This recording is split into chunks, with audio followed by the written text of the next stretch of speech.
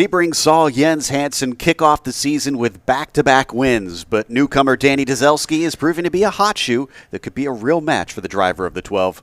Let's see how it pans out here in Sonoma for the Porsche Sprint Challenge North America Cayman Series. I'm Joe Peak, and with me in the booth is Roush Racing driver Joey Atterbury. And Joey, we have the lovely, lush hills of Sonoma, California here for today's event. Absolutely. Like you said, we're here in wine country, Sonoma, California, at this beautiful Sonoma Raceway. We'll get a look at the track map here in just a few moments. And it is a 12-turn facility out here. We've seen a lot of action already this weekend. Just between the qualifying sessions, we had all of those qualifying sessions yesterday, so we've actually got 5 of those races lined up here today. And speaking of that track map, like I said, we're right here in Northern California in wine country. 12 turns of tons of elevation at this facility, and it really picks up immediately at turn 1. Steep uphill all the way up to turn number 2. Got to make sure you got the car all the way driver's left, and then down the hill towards turn number 4, you continue down that steep hill through turn 6, also known as the carousel. Leads out onto that back straightaway, that drag strip, and then probably some of the best passing opportunities actually are on the backside of the track here, Joe. Turn 9A, which is known as the chicane, and also turn 11, the final hairpin. Expecting most drivers to try and make their attempts there, as we're going to check out our starting grid for the first race of the weekend. And as we mentioned, Danny Dzelski on the pole with Alain Scalzo starting next to him. He's going to be the pole in the Masters, but second overall as well. Jens Hansen will be starting from third with Greg Checchi in fourth today. Then we get back to row number 3. Anna Checchi going to be starting back in 5th. Lonnie Unser next to her in the 6th position. From there, we go to row number 4, where Erica Hoffman starts in 7th. Thomas Kopczynski is going to be starting in P8 today. After that, we get back to row number 5. Danny Ammon going to be starting in 9th. Gary Buffkin will be in P10 today. And just a couple more cars to wrap us out here for this field, as we got Dan Schaefer starting in 11th with Spencer Proper in 12th position. From there, in the next row, it's going to be Paul Bonderson starting in the 13th position with Tartaglione in P14. And then finally, it is going to be Rizzo starting in the 15th spot, followed by Bill Finnick from the back of the field today. As we have one more pace lap to go, then we'll go racing. And we have a special guest with us. We have Alex Sedgwick, who's got some recent experience here. Welcome, Alex. Any special tips you can give to the drivers? Yeah, thanks for having me. It feels like I've lived in Sonoma for the past couple of weeks, but yeah, super tricky track. I think the biggest thing here really, and it's not the end of the world in these short races, but it's just managing your energy, managing your effort levels. We go to Sebring, it's hot, it's bumpy, it's still very hard, but you have some nice long straights to take a breather. Here you don't have that. You're on it from the green flag to the checkered flag, so it's very easy to kind of wear yourself out, wear your car out as well, and I think that will be something important that these drivers need to be very mindful of.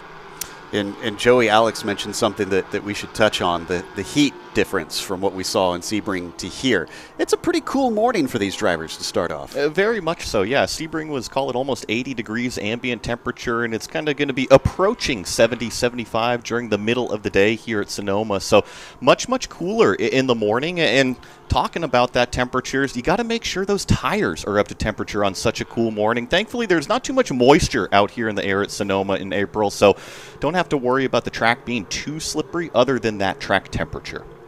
We will have 2 classes. We briefly touched on it a little bit earlier during the grid.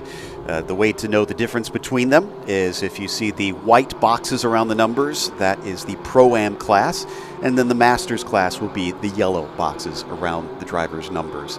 And while they will not be fighting for points amongst the opposite classes, they will be fighting for overall position, as that can be strategically important throughout this race. It looks like our lovely purple pace car ready to release them here shortly.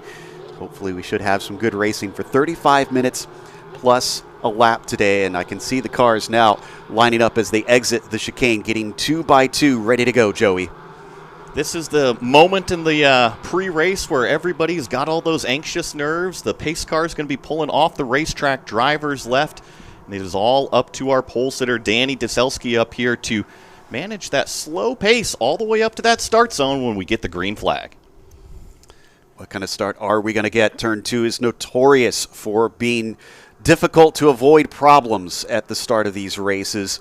And will we see Scalzo maybe try and go for an overall win as the green flag is out and they accelerate away up towards turn 1. Deselski with a monster start. He jumps away. In fact, it looks like Scalzo might have a challenge from Hansen up the inside. He'll come away with that P2, Will Scalzo. Meanwhile, there is Greg Checky in a battle back there. Coming up through turn 2, we got one car almost off, but otherwise it's clean. It is such a tricky turn number 2 on cold tires at the top of the hill. Over the crest, cars get extremely light, and there was a couple cars really loose, but you're right, Danny's just kind of rocketed off. Probably call it a 10-car length lead at the moment.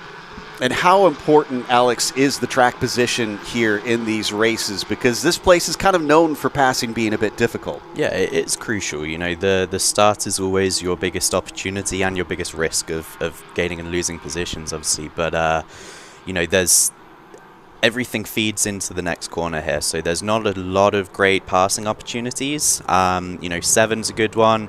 Down into 11, that is a good one, but other than that, you know, it's pretty tough unless someone makes a mistake. You can see Scalzo there still being chased by Hansen as Deselski starts to run away. This is the first race that Deselski has taken part in this season, whereas Hansen was our double winner back out at Sebring. They'll hit the chicane in anger for the first time. Not seeing anybody poke their nose out. It is very single file just to get this one started. And I spoke too soon.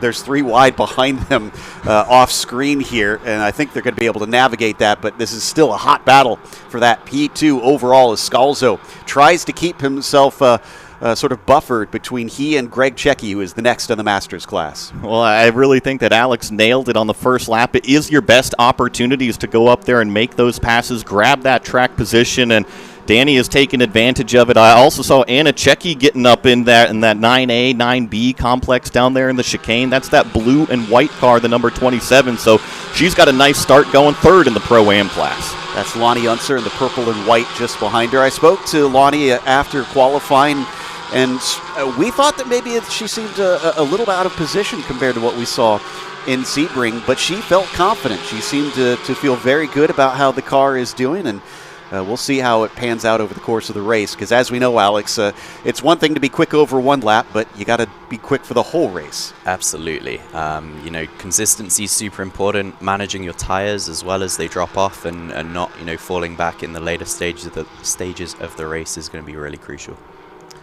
And another driver that is pretty fresh to racing, was able to come out here last season. So some experience, Joey, that she can at least fall back on as we check back in the battle for P2 between Scalzo and Hansen. Hansen looks to me like he really wants to get by.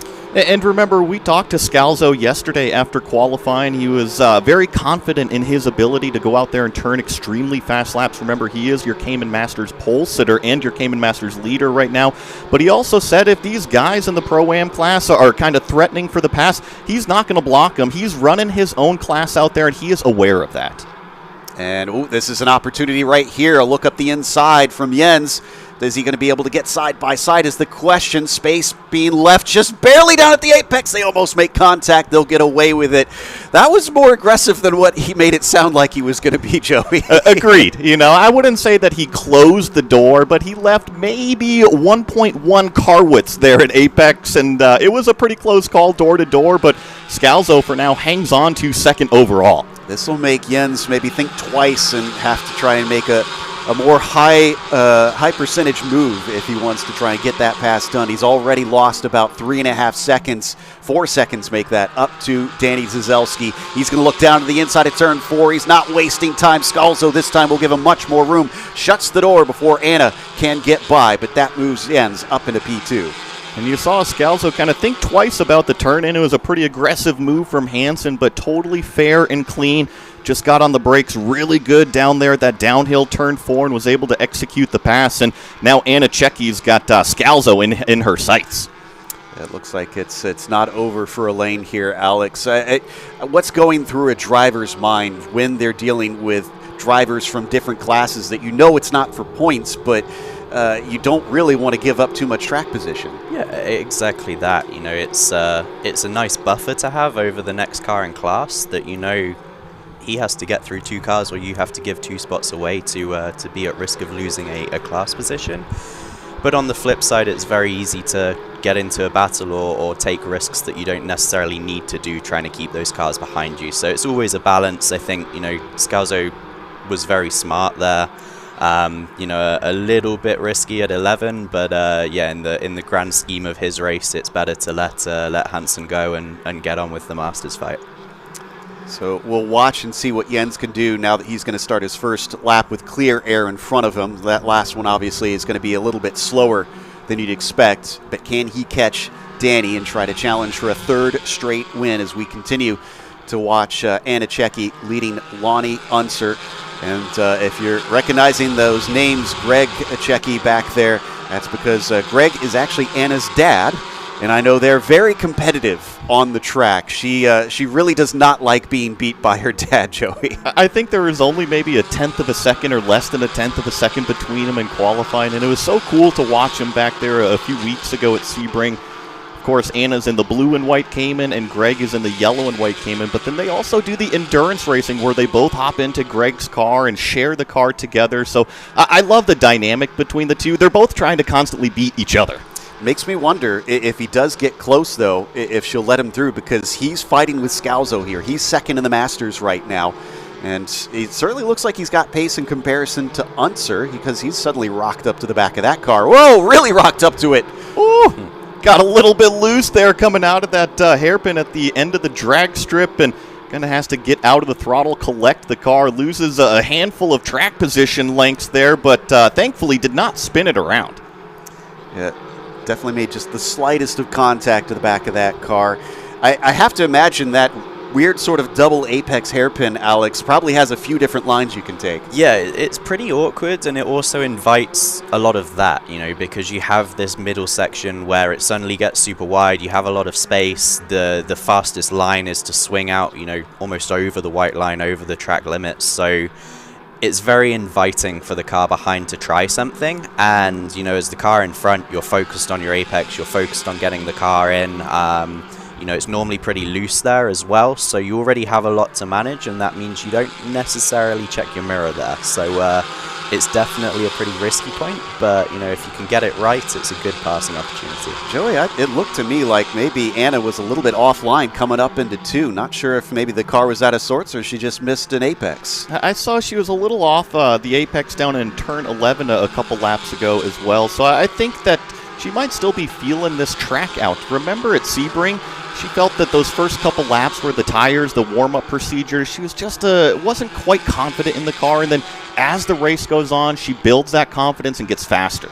And going to be a little bit longer of a warm-up period in this condition that we've got this morning with the cool temperatures. But she's pulling away from Lonnie now, down into turn 7, so she's got it under control.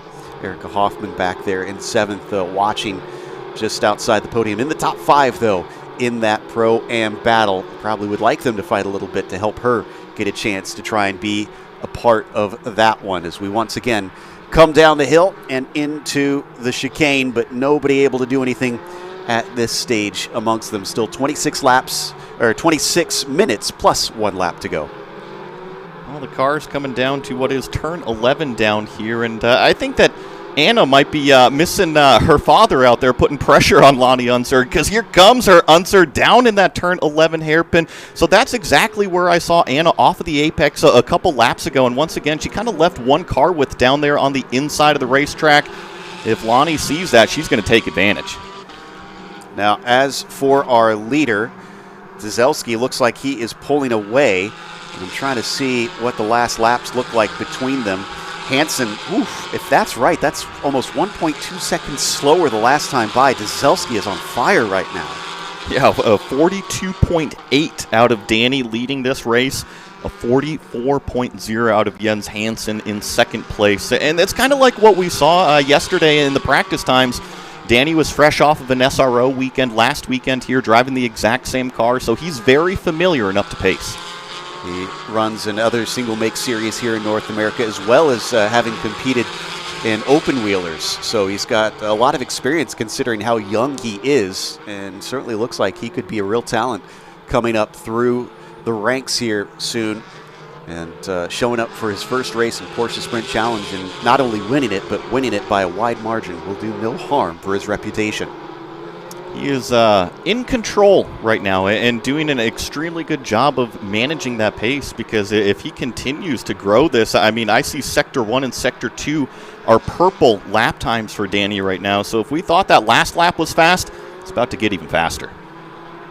Wow, just impressive stuff out here from Dzelski as he'll come around out of turn 11 and across the start-finish line. Almost street course-like this portion of the lap. You can see nothing but walls on either side before you head steeply uphill here into turn 2 and get on the brakes as the track falls away and crests over that rise. But we're going to check in now with Spencer Proper, a little farther back in the field.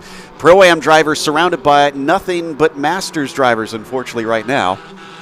Yeah, you know, it's a little bit thick in the back of the field here, kind of where we're watching with Spencer Proper. A nice little three-car battle through that turn 9A complex, and now accelerate down this kind of short shoot straightaway towards turn 11, where we see so many passing opportunities happen. It looks like they're going to stay single file and get on the gas coming out of there.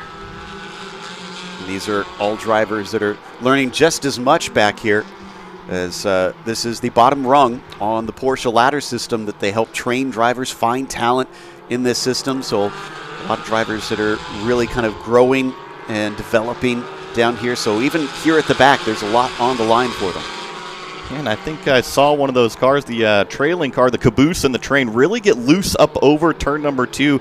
We haven't seen too many issues at that corner ever since lap 1 rolled around, but cars can definitely still get light over crest. It looks like we got a little bit of a battle forming in front of them. I think that's Schaefer and Bonderson, but we're going to switch back over once again to Anna and Lonnie. Now, one of the cool things about these two is that they're actually a part of the Porsche Mobil 1 Female Development Program here in North America. I do love this, that Porsche is doing a lot, Mobil 1 is doing a lot to try, Alex, to bring a lot of both young talent, because they have the young driver program, and a lot of women into racing. Yeah, for sure. It's really cool what Porsche does, and obviously the support of Mobil 1, you know, both on the junior side and the female development side. I've been able to see it, not quite firsthand. You know, I'm a little old, unfortunately, but with some of my teammates, Laia Stellatore, Will Martin, Zach Vanier, and Madeline Stewart, of course, in JDX and Carrera Cup the last 2 years, and the level of detail, the level of information that Porsche puts over is really, really impressive, and obviously it's about forming drivers into the full package to be able to go on and have a professional career in racing. And I think, you know, the Porsche Motorsport pyramid has proved to be very, very successful at just that.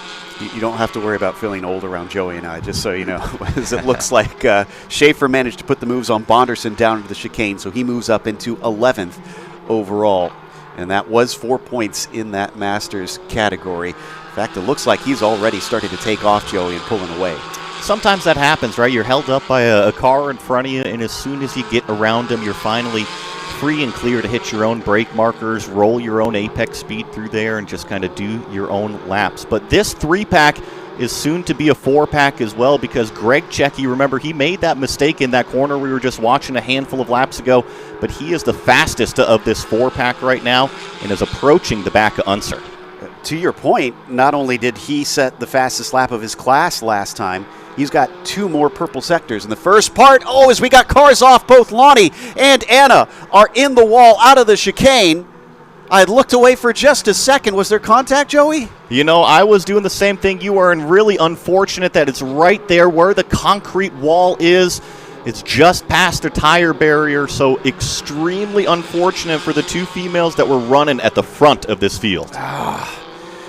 And you can see that there's some sort of steam or smoke coming out of the front of Lonnie's car, so it probably is stranded. I have a feeling, yep, and full course yellow has been thrown. First one of the racing weekend, Alex. We're going to have to back it up, and the pace car will bring the field together. Yeah, that was a tough one. Shame to see it end like that for the two girls, but weird incident. It looked like there may have been some steering damage that led to it getting so far and the car getting into the wall, but yeah, you know, never what you want to see. We'll have to see the replay to see what exactly happened. Yeah, it's and we were just touting the female driver development program, so it's really sad to see both of them get tangled up in that, unfortunately, in this one. We don't know what state Anna's car is in. And she's still down there, so I wonder if she's brought it into pit lane. I wouldn't doubt it. I mean, that's pretty standard, typical protocol, is that if you drive off the racetrack or you have contact with another competitor and something doesn't feel right immediately, you want to bring it down into pit lane, park it in the pit box, let the crew jump over the wall, evaluate everything, and make sure it's all safe to get back out there and continue. So the safety team has pulled up to her car and are inspecting it right now. We'll check that out in a bit and make sure that everything's okay. Here's the onboard. Yeah, it looks like she's already out of the car. It wasn't a hard hit, so we didn't expect anything really serious, but I'm sure she is tremendously frustrated with that result. You know, and I got a little bit of information. I'm not sure if we will get instant replay of it or not, but I think it was Anna Checki that might have just gotten a little bit loose in turn 9A. And it's such a funnel. It's such a one-lane racetrack through that chicane right there. Lonnie Unser really had nowhere to go. That's a shame to hear. For some drivers, though, this is going to be a boon, Alex. We were just talking about how this backs the field up.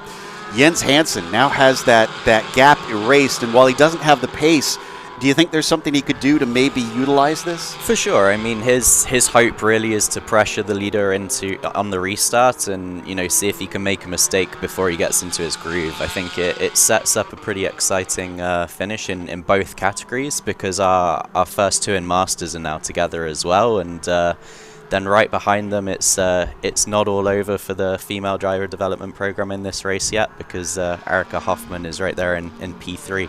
P3 in class. Yeah, I'll have to double check on the results on Sebring, because I'm trying to remember if Erica actually did get onto the podium. I don't believe she did, which would be great for her if she can add that to her list of accomplishments here at this race. And the good news for her is that Spencer Proper, who's the next one down in Pro-Am, is very much separated, so she's got a bit of buffer and just has to bring it home most likely to get onto the podium. But yeah, Scalzo and Greg Checki, I'm sure there's going to be some fierce fighting for that one. I can report that down by the chicane, they've got the car of Lonnie Unser's hooked up, and it looks like they're going to be able to either put it on a flatbed or get it off the track here shortly. Sonoma Raceway track crew doing an excellent job to give us as much green flag action as we possibly can get out here for this first race of a beautiful Saturday morning. And I gotta say, even in the broadcast booth up here, it's starting to warm up. We were talking about how cool it was at the start of this race, but the ambient temperature, the track temperature, starting to creep up. We almost have a greenhouse in here in the morning. It's a bit of a reverse of everything else. It gets cooler in the evening because the sun's on the other side, but in the morning it is blasting in our faces for sure. This does give us a chance, Alex, to talk about some of what you've been doing with the Porsche program and also your racing career. I love getting to bring it up because how often do we get to mention that a Porsche development driver has raced in American stock cars? Yeah, no, I've done a little bit of a lot of things in my career, and went down the NASCAR Euro Series route and was very fortunate to do some ARCA stuff here, and that was sort of pre-COVID, and opportunities dried up in COVID. But yeah, very fortunate to have the opportunity with PT Autosport and Porsche to come here, and 2 successful years in Carrera Cup, and now graduating up to GT World Challenge America in the GT3R. We had our first race here last weekend, and started off pretty well. Great stuff. It does sound like we're going to take a short break, though, while we get the track cleaned up. We'll be back after this commercial. Experience the ultimate thrill, Porsche GT Track Day, where passion meets performance on some of North America's most legendary racetracks. Designed exclusively for Porsche owners, this is your chance to unleash the full potential of your vehicle in a motorsport environment. Drive the same circuits as professional racers on the same weekend as Porsche Sprint Challenge events. Where will your Porsche take you?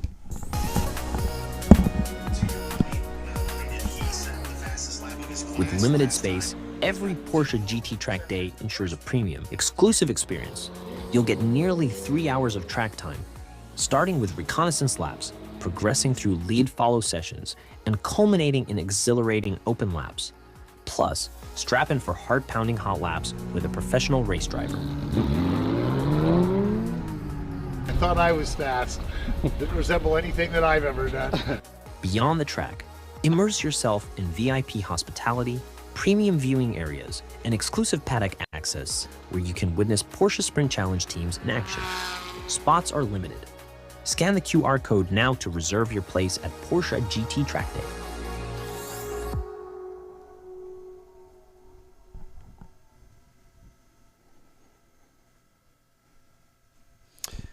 Really looking forward to the Porsche GT track days that they're going to have here. We already got to experience them out in Spring Mountain, but we'll be doing a bit more of that here today. But for now, we get the proper race cars out on the circuit, and unfortunately, 2 of them are already out. Lonnie Unser, of course, we know has wrecked out of this race, being tangled up in that incident, but Anna Cecchi, who was the one that initially got loose, also has had to retire her car. So both of them starting off with low points here in the first race of the weekend in Sonoma. Looks like they are bringing the safety vehicles in, but I think, yeah, the lights are still on the pace car, so we're carrying on for at least another lap before we get to go racing. 14 cars left on the circuit, Joey, but leaving less time to try and decide it. Well, and this shot from the Yokohama blimp is a perfect shot of exactly where we had that incident down there in turn 9A. And trust me, that's not the first time that we've seen cars have issues here this weekend. That's a big curb area, especially on the second apex. And drivers are trying to take advantage of it, right? They're trying to cut that curb, and if you cut too much of it, it can definitely upset the platform of the car. When it tries to land, it kind of bounces over that curb, and I think that's exactly what happened in that incident between those 2 drivers. I mean, we even heard Bill Fennick mention that he had an incident earlier on, and that's what cost him a chance to qualify. Safety car is going to be coming back in here now that the lights have gone out. Speaking of Bill Fennick, I'm just checking in on where he is. He's up to 8th overall and 5th in class. So he's not up to the podium, but he's not been doing too bad. Well, remember, we saw him just this morning, and he was a little bummed out about his incident there in qualifying, but he still had an extremely positive attitude, as we know from Bill Fennick out there. He's always smiling no matter what is happening during a race weekend, and it's just a new opportunity. Sometimes it's fun to start at the back. You know you got the pace, and go up there and see how many passes you can make in that 35-minute race. We saw Bill's onboard there, and certainly doing good on making some of those overtakes to get up to the middle of the field. Still got plenty of time left to try and get a few more before this is over, but he'll have to pass both Dan Ammon and Kopczynski if he wants to get onto the podium in that Masters category. I wouldn't put it against him if he could manage that before this is done. Also, a little more housekeeping, as you can see on the upper left. Dzelski does hold the fastest lap. That doesn't give you any extra points, but is a bit of a feather in his cap. What do we need to know for these restarts, Alex? What are the drivers preparing for when that pace car leaves? Yeah, I mean, the biggest thing if you're the leader is getting a good launch, within the bounds of the rules, trying to do whatever you can to make sure you build a bit of a gap over P2. If you're behind, it's trying not to let the leader do that, trying to predict when they're going to launch, trying to go right with them so you can try and make a move up into 1 or 2. All right. First restart of the weekend. What's this going to look like with Dzelski having control once again on the initial start? He had a big jump over Scalzo, who was next to him, but this time it's Hansen who is going to be starting just behind. But as the green flag comes out, it is once again a very good start from the 77 car. It doesn't look like Hansen has much of an answer for him. If anything, Scalzo gets a pretty good jump here, but he's not quite close enough as they reach turn 2, Joey. Deselski handled that restart to perfection. Here at Sonoma, you can get on the gas coming out of turn 11 before anybody else, and that's exactly what that number 77 did. Gave him a nice little stiff arm length between himself and Hansen, who's got pressure from Scalzo now. And some credit to Kopczynski back there in 6th overall. That's 3rd on the Masters podium. He's come off of what was a pretty decent-sized wreck in practice. Car has been repaired, clearly has the speed, and is looking to get himself a little bit of hardware today. I think this is an interesting dynamic here with 2nd, 3rd, and 4th overall, because remember, Hansen passed Scalzo, so I'm sure that Elaine wants to get up there and kind of take over that 2nd place overall again. But now we've got Greg Czecki, who goes really deep on this first restart lap there at the end of the drag strip, so he's going to lose just a little bit of track time, but because it's that extended hairpin, actually doesn't lose too much. Oh, good way to manage it. He'll try and get back in there. That's the 2nd time, though, we've seen him have trouble with that, Alex, down into that hairpin. It does seem like certain drivers maybe struggle with parts of the track over the others. Yeah, for sure. It's pretty inviting. It's a very bumpy brake zone as well, so it's pretty easy to get ahead of yourself, especially when you're trying to reel someone in. But yeah, as you said, you know, it's... Oh, as we have a spinner. Is that Schaefer? I think that is Schaefer off at the chicane. We don't see it on camera right now, but he's in front of us and he's going to get going. So just a small incident there. He is on screen as he just spun it to the inside. We got another one. Is that Scalzo? I believe so, because I do not see his car in front of Greg Czecki, so he must have spun it coming out at turn number 11. The 26 crosses start-finish line now, but loses a handful of positions. He's going to be side by side going up the hill. Let's see if he can get that spot. Does look like he comes ahead. We got another car. Boy, it is troublesome. And it's going to be Kopczynski this time. Commentator's curse is alive and well. He'll lose a number of positions, but Greg Czecki has inherited the lead in Masters. So from an early mistake, he finds himself gifted the lead in that Cayman's Masters class in that yellow and white Cayman GT4. 3rd overall, Greg is doing everything right now. He just needs to manage it to the end of the race. Wow, so things have really just completely gone around. Bill Finnick is now back up onto the podium, and Dan Ammon puts himself into 5th. This is completely changed around. Looks like Scalzo will wind up in 7th as Schaefer, although he lost some time. I'm still seeing him scored an 8th overall, so that everybody else's misfortune seemed to work out well for him. Now, though, I'm kind of curious, Alex, what this will mean for Czecki, because we've seen some mistakes out of him. Question is, can he keep from making more? Yeah, for sure. I mean, you'd hope now that, you know, he can... another car off. I think that might be Kopczynski. No, that's Bufkin in the 51 down at the end of the drag strip, and I definitely see some parts laying out there, and he's leaking fluid out the front end. I think there was some contact. Yeah, he's backing it up, and let's see if he tries to continue on. If it's leaking fluid, though, they probably will want him to try and pull it off to the side.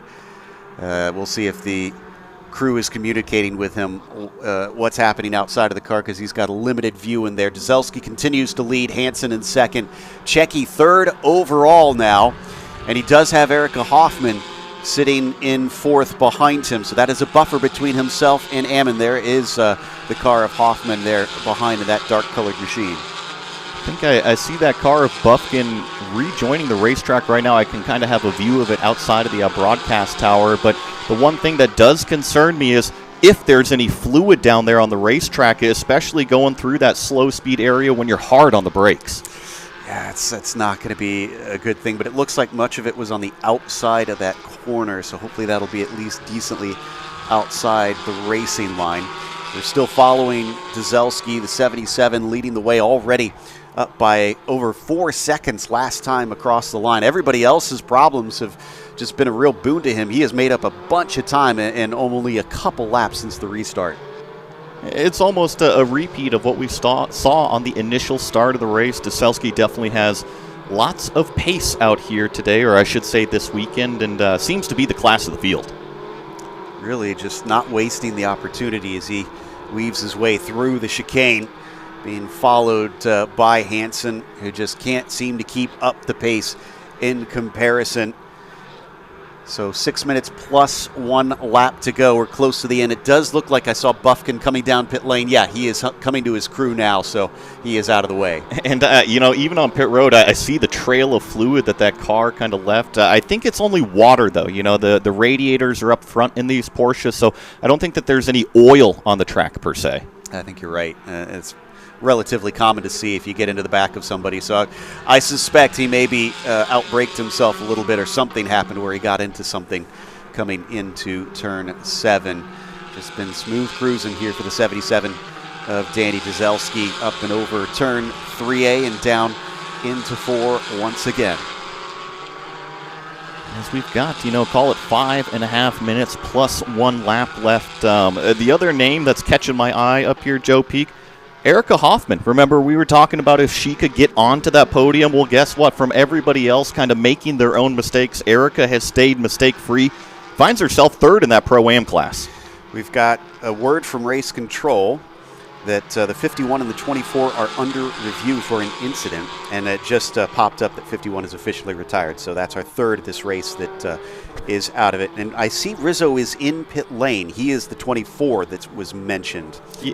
And Joe, I can see it on pit lane right here, the 24 of Rizzo, and what the team is actually doing, the BGB team, is they're checking out the right rear on that car, which would make sense if a car came in and made front-end contact to that right rear in that hairpin. I hope we don't also lose Rizzo on this one. Yes, he probably won't be able to get any positions from here, but I'm sure he'd like to at least see the checkered flag. We're so close to the end of it. It is still, despite the distance that you've got here on your screen from the Yokohama blimp between Danny and everybody else, the rest of the field is pretty close together, and we didn't see it, but I actually just caught Komchinski go off at the chicane, and he loses another position. That chicane, maybe, Alex, you can probably describe it far better than I can, but it's one of the, call it danger areas here on this circuit. Yeah, for sure. I mean, you can see how tight it is, especially in relation to this fast-flowing track. Can't get my words out. So it is complicated, especially if you're trying to race through there, gain time. The car's so on edge, you're asking a lot of the brakes, asking a lot of the throttle on the way out, in first, second gear, where it's very easy to get some wheel spin, very easy to get some rear locking. So, it's somewhere you don't think is going to be super complex, but is very, very easy to make a mistake. Certainly adds a different dynamic, and it seems to be divisive depending on who we ask, on if they like it or they don't like that being added to this circuit. But checking back in with Scalzo, I mean, making up for his problems earlier, he is still sitting in 7th, and it looks like he is 4th in class, so just outside the podium if he can catch Fennick. And remember, he was our Cayman Masters pole sitter, so he's got the fastest performance inside that car, but he finds 2 of his class competitors directly in front of him. And remember, Fennick started in the back, and he's worked his way all the way forward, so he doesn't want to give up any positions. But Scalzo's sitting there saying, hey, I'm the fastest out here. I want by, and guess what? There's only 3 minutes left. Yeah, an interesting dynamic that we've got here, because Bill is clearly quick, but we know Elaine, it was the fastest in qualifying. That said, that's because Bill really didn't get an opportunity to put down a proper representative lap in that session. So we're just really kind of starting to get a feel for where he sits in relation to everybody else, at least in terms of race pace. And on top of it, Dan Ammon, way wide there for Fennick. He'll manage it well, getting the exit off the corner, so Scalzo won't poach that position quite yet. But he can start to see some daylight there and some cracks in the armor of Bill. And not yet is the key word, but Scalzo saw that mistake and he goes, okay, I'm a little bit closer now. Maybe next mistake I'll be that little bit closer. And you see probably about 5 car lengths back right now from Fennick is Scalzo. So as long as he can continue to chip away, it should probably be, 2 laps, 3 laps remaining.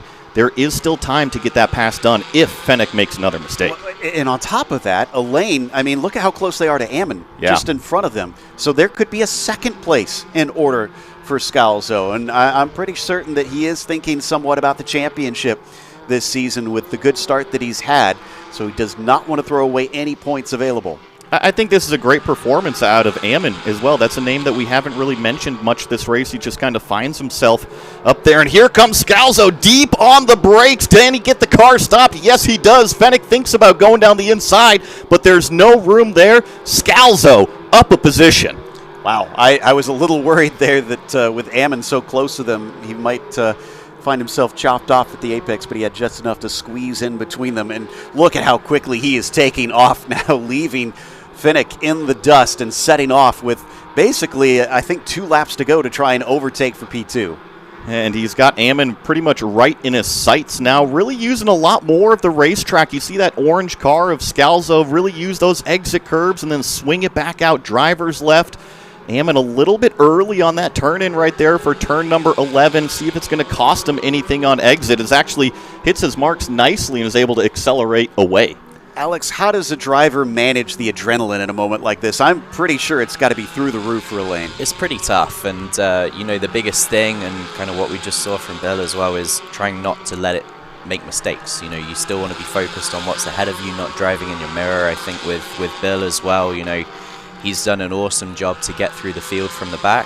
Has that taken a bit more out of his tires? It looks like it with how his car's moving around. So yeah, I think he's kind of suffering the consequences a little bit of that at the moment, but did an amazing job to get up to where he is. And yeah, now we'll see if Scalzo can take P2 back. Showing himself down into the carousel. I don't think that was a serious attempt, but just slightly offline, Joey. He is eager. Yeah, but Ammon a little bit wide on the exit of the carousel. That's going to cost him the straightaway speed. And remember, this is where Scalzo made that deep braking attempt that last lap. Not quite close enough this time. Ammon is holding off the pressure. Yeah, they're going to get the white flag next time by, which is actually going to be happening very shortly. Tuzelski is so far ahead. It's now nearly 13 seconds to P2. So the rest of the field has been completely left in the dust today. Down into the chicane. Don't think there's an opportunity this time for the orange and blue machine of Scalzo, but he gets a very good exit as there is the white flag. Yeah, I think that Scalzo is going to be making a move down in turn 11. I think he's definitely close enough. We'll see as Danny Deselski rounds up and over turn number 2. He has done everything right today. Remember, the initial start got the great jump. On the restart, was able to manage it coming out of turn number 11, and he has essentially turned off every single rear view mirror in that car. He is focused forward. I can report as they came by that Scalzo did not manage to make the overtake. He's still sitting behind Ammon. Just a couple more braking zones that will give him opportunities. Which one will give him the best potential, and can he capitalize upon it?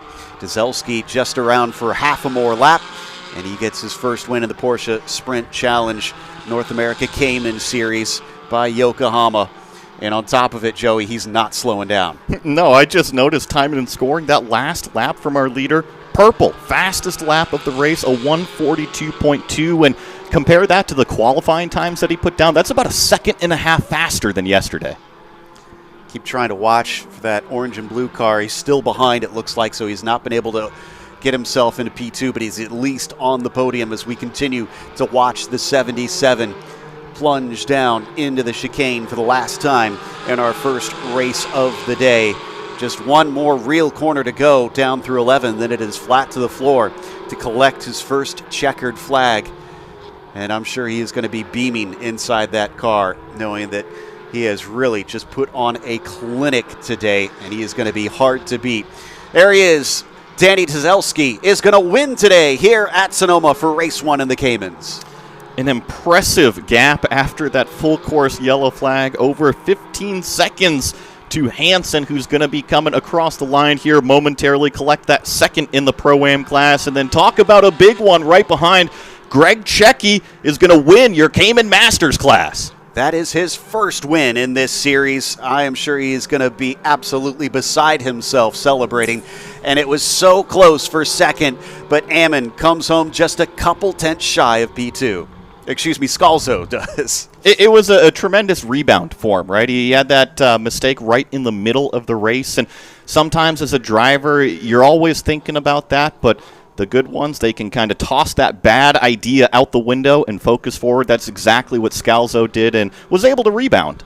Yeah, Exactly. That's the phrasing that first came to mind for me on that one. Rebounding, doing his best out of what he's got before him, as the last of the field now comes through and completes the race. Is Bonderson and Tartaglione, which is its own close battle. We've had so many good fights up at the front. It looks like Bonderson is going to come away with that 11th place in the end. All right, so 4 retirements, unfortunately, but another chance to go racing later. But for now, we've got our results for this race here in the Cayman Series this early in the morning. And I'm sure we'll have some excited drivers as it winds up being Dzelski, your winner. Hansen coming home in second, and Greg Checki winning in Masters, but third overall. Should be very pleased with himself. It was Erica Hoffman collecting, I believe, her first podium in the series, finishing third in Pro-Am, but fourth overall. And then Dan Ammon second in Masters, third in Masters going to Scalzo. Finnick just off the podium, but still a great drive forward from the back of the field. Finishing 7th, 8th goes to Kopczynski, Schaefer in 9th, and Proper 10th. And it's Bonderson 11th, Tartaglione in 12th, Rizzo, Bufkin, Checki, Anna Checki, and Lonnie Unser are all retirements today. We'll see you in a moment because we have the podium celebrations to go here in just a bit. Experience the ultimate thrill, Porsche GT Track Day, where passion meets performance on some of North America's most legendary racetracks. Designed exclusively for Porsche owners, this is your chance to unleash the full potential of your vehicle in a motorsport environment. Drive the same circuits as professional racers, on the same weekend as Porsche Sprint Challenge events. Where will your Porsche take you?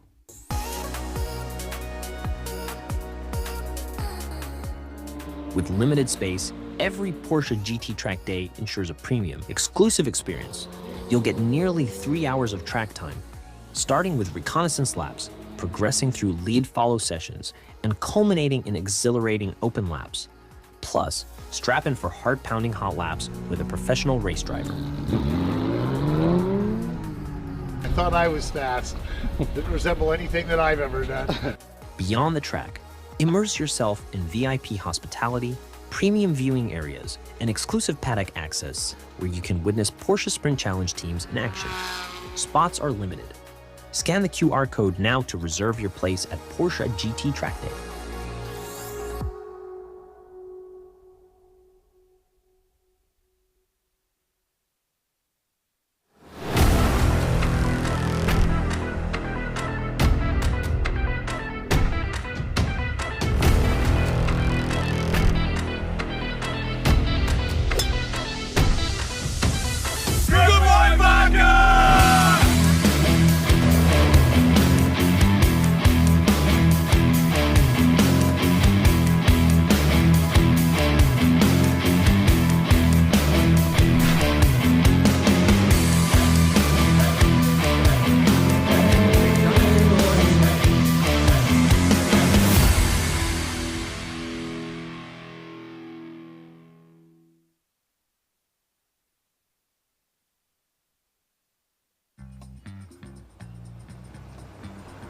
It's hard to contain your excitement when you get something you've really wanted.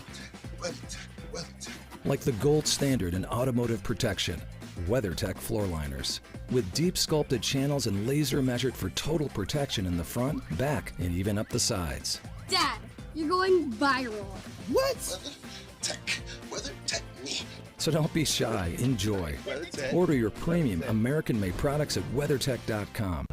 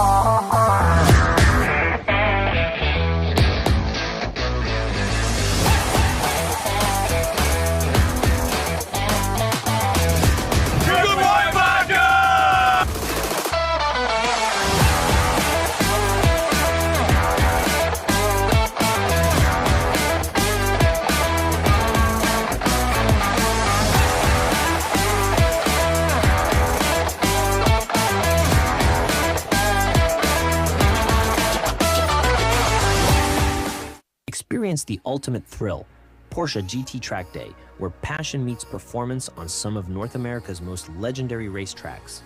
Designed exclusively for Porsche owners, this is your chance to unleash the full potential of your vehicle in a motorsport environment. Drive the same circuits as professional racers, on the same weekend as Porsche Sprint Challenge events. Where will your Porsche take you?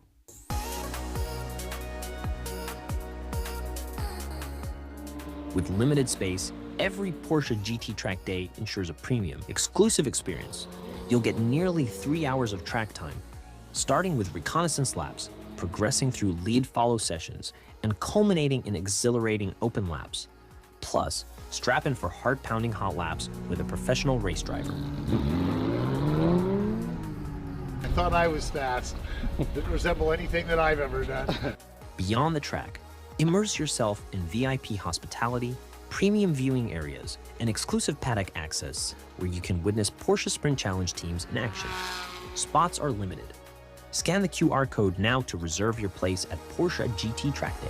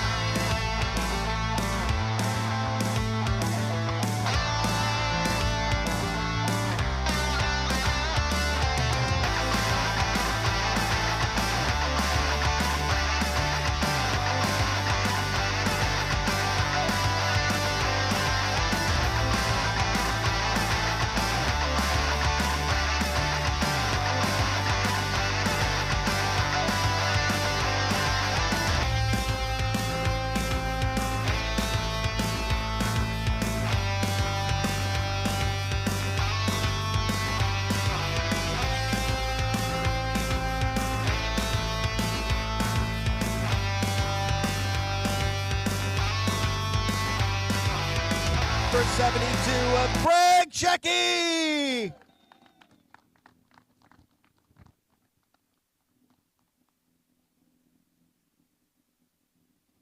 Well, Greg, let me come up and hop in here next to you. First of all, congratulations on the win. How did it feel? Oh, it was amazing. And it was a tough race. You were not in front the entire time. You kind of found yourself there through other people's mistakes. What was it like staying consistent? Yeah, I just hung in there and I just waited and took my time. So are we going to see a repeat in race number 2? We'll see. My daughter's pretty fast. It's pretty unusual to finish behind her, or not to be behind her. Well, congrats on the win. Time to celebrate. Let's hold those trophies up for the cameras.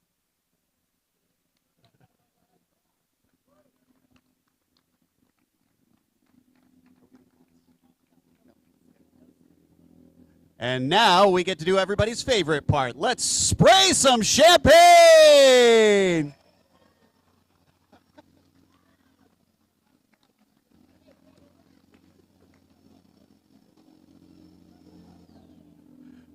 Congratulations once again to our Cayman Masters podium. And again, a very happy birthday to Elaine Scalzo.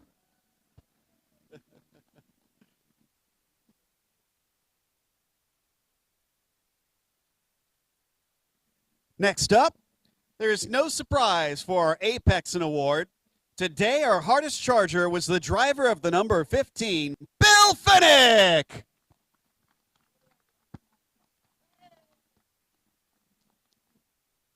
Apex Award goes to the drivers who made the most overtakes today.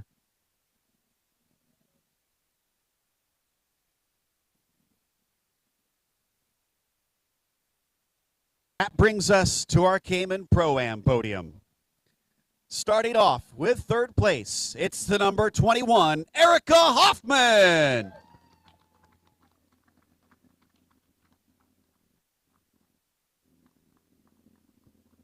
Finishing P2 in the number 12 car, Jens Hansen.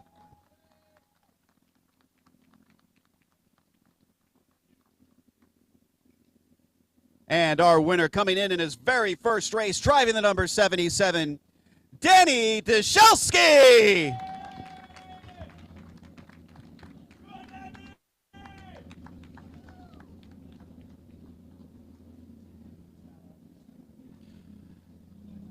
Go ahead, put that thing around your neck.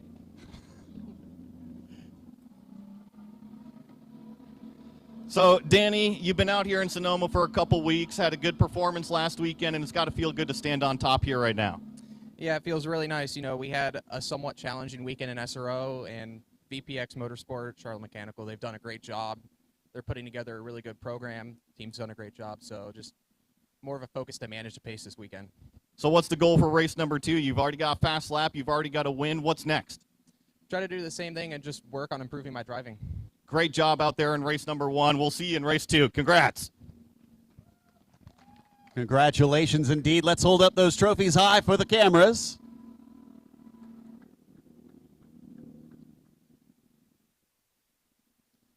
And then let's get some early morning champagne.